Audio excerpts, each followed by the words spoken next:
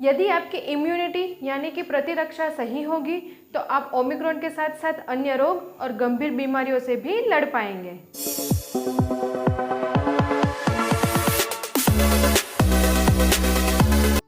Hello friends, welcome to my channel.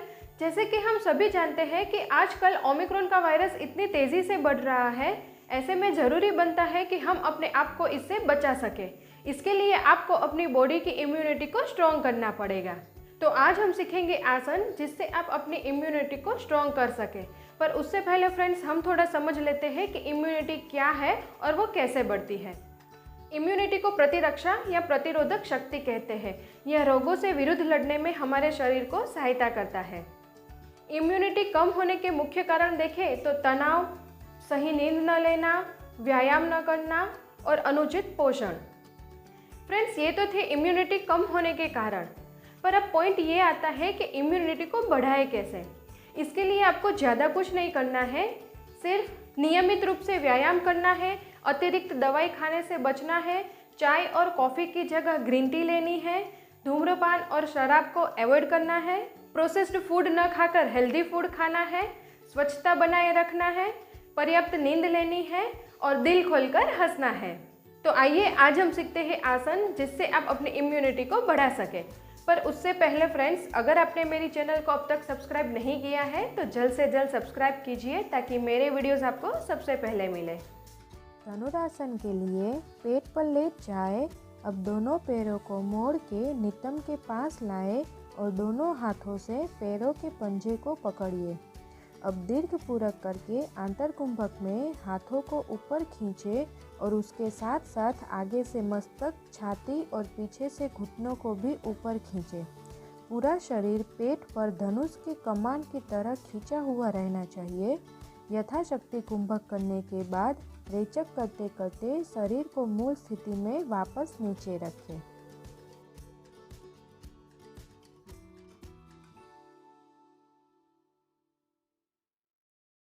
भुजंगासन के लिए पेट पर लेट जाओ। अब दोनों हाथों को छाती के पास रखो। अब पूरक करते करते मस्तक, गर्दन, कंधे, छाती और कमर को भूमि पर से उठाए, पर ध्यान रखें कि थाइज ऊपर उठनी नहीं चाहिए। कुंभक में दृष्टि को आकाश की तरफ रखें। हो सके उतना कुंभक करने के बाद धीरे धीरे रेचक करते करते मूल स्थिति में वापस आए।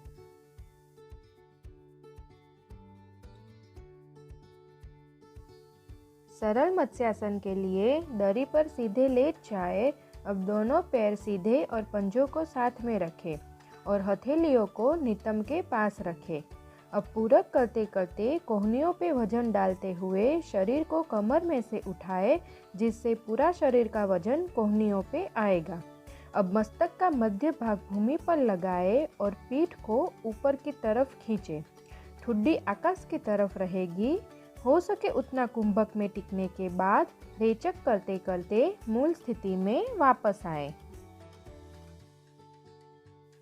गंडीर आसन के लिए घुटनों पर खड़े रहे। अब दाएं पैर को आगे सीधा रखें, जिससे थाई और पैर के बीच 90 डिग्री का एंगल बने। अब दोनों हाथों को दाएं पंजे के पास रखें। अब पूरक करते करते बाएं पैर को पीछे खींचे और दोनों हाथों की नमस्कार मुद्रा रच के ऊपर पीछे की ओर उठाए। दृष्टि को आकाश की तरफ रखें और आंतर कुंभक में इस स्थिति में टिके रहिए। हो सके उतना टिकने के बाद धीरे धीरे रेचक करते करते मूल स्थिति में वापस आए।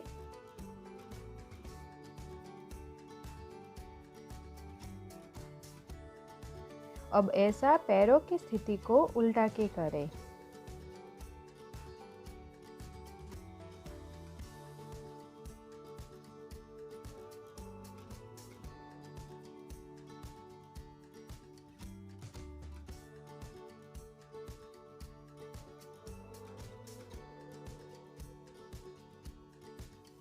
उत्जासन के लिए पैरों के पंजों को उल्टा के घुटनों पर बैठे। अब पूरक करते करते आगे झुक के दोनों हथेलियों को भूमि पर लगा के 4 पैरों पे हो जाए। घुटनों को सीधा करके नितंबों को ऊपर उठाए, साथ में एड़ियों को भूमि पर लगाए और मस्तक दोनों भुजा के मध्य में ले जाए।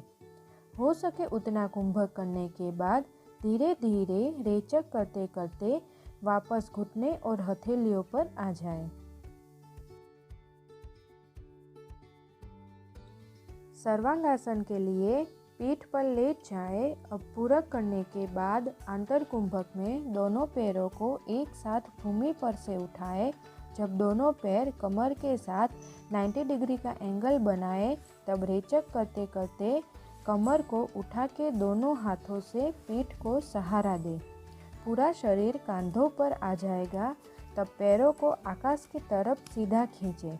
अब बाह्य कुंभक में ठुड्डी को छाती से दबाए। हो सके उतना टिकने के बाद धीरे धीरे पूरक करते करते मूल स्थिति में वापस आए।